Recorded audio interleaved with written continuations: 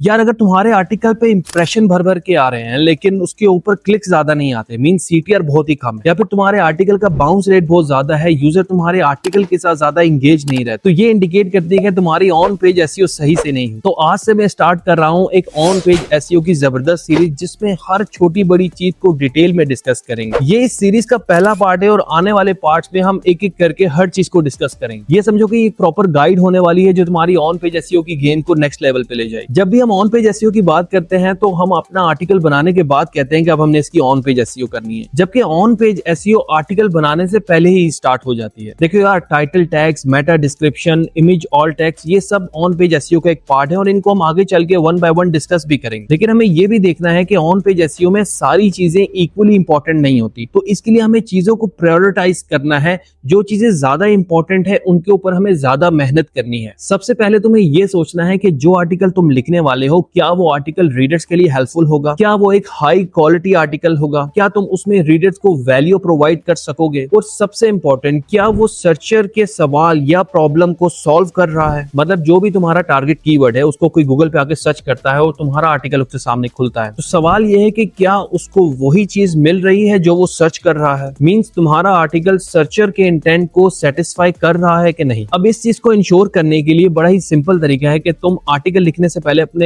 Title को Google पे search करो और वहां पे टॉप 10 रिजल्ट्स को एनालाइज करो। अब तुमने करना क्या है कि इन आर्टिकल को तुमने ओपन करके वन बाय वन एनालाइज करना है। इनके स्ट्रक्चर को देखो, इनके लेआउट को देखो, इनकी हेडिंग्स को रीड करो, देखो इन्होंने कौन कौन से एरियाज को टच किया है, कवर किया है। उन सभी चीजों को नोट डाउन करो ताकि तुम मेक श्योर कर सको तुम अपने आर्टिकल में कोई भी इंफॉर्मेशन मिस ना करो। अब ये काम हम सैमरिच और एचआरएफ यूज करके उनके गैप एनालिसिस के टूल से भी कर सकते हैं, लेकिन मैं रेकमेंड करूंगा कि तुम ये काम मैनुअली ही करो, क्योंकि टॉप 10 रिजल्ट में भी कोई बिजनेस साइट भी रैंक हो, ई कॉमर्स की साइट भी रैंक हो, तो तुम्हें हो सकता है रेलेवेंट 4 या 5 आर्टिकल्स मिले। तो 4 या 5 आर्टिकल को एनालाइज करना कोई इतना मुश्किल काम नहीं है और इसमें तुमने कोई डीप एनालिसिस नहीं करनी, बल्कि सिर्फ उनकी हेडिंग्स देख के ये देखना है कि वो किन किन एरियाज को कवर करने हैं। तुमने पूरे आर्टिकल्स को बैठ के नहीं पढ़ना। अब ये काम हम इसलिए करते हैं कि गूगल हमेशा उन पेजेस को रैंक करता है कि जो रेलिवेंट होते हैं, जिन पेजेस के ऊपर रीडर्स ज्यादा टाइम स्पेंड करते हैं। लेकिन अब सवाल ये भी है कि ये भी हो सकता है कि उन पेजेस को जस्ट इसलिए रैंक किया जा रहा है क्योंकि उनकी डोमेन अथॉरिटी बहुत हाई। देखो, first of all as a new blogger हम टारगेट ही उन कीवर्ड्स को करते हैं जिसपे कंपटीशन कम होता है, मींस जहां पे लो डीआर की वेबसाइट्स रैंक कर रही हैं। अब इस प्रोसेस को फॉलो करने का सिर्फ ये मकसद होता है कि हम अपने आर्टिकल को रेलिवेंट बनाएं, मींस अपने सर्चर के इंटेंट को सेटिस्फाई करें। बट एट द एंड हमें अपने आर्टिकल को इनसे बेहतर बनाना है। We have to create a better version out of it. अब उसके लिए हम इन्फोग्राफिक्स यूज करें, एनिमेटेड गिफ यूज करें, फ्रेश और up to date information provide करें, कंटेंट की डेप्थ में जाएं